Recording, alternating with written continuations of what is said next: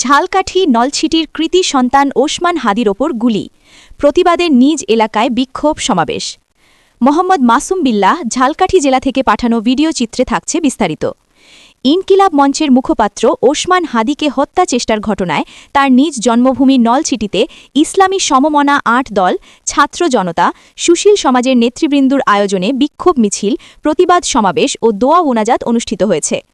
শুক্রবার রাত ৮টায় বিক্ষোভ মিছিলটি নলছিটি শহরের বাসস্ট্যান্ড থেকে শহরের অলিগলি ঘুরে একই স্থানে এসে প্রতিবাদ সমাবেশ ও দোয়া মোনাজাতের মধ্য দিয়ে শেষ হয়।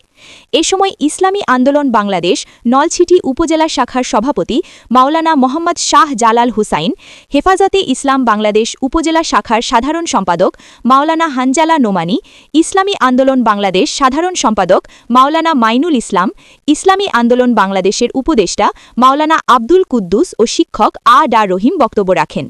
ইনকিলাব মঞ্চের মুখপাত্র ওসমান হাদির পরিচয়। ঝালকাঠির নলছিটি উপজেলার হাড়িখালী গ্রামের মুন্সিবাড়ির মরহুম মাওলানা আব্দুল হাদির ছোট ছেলে ওসমান হাদি।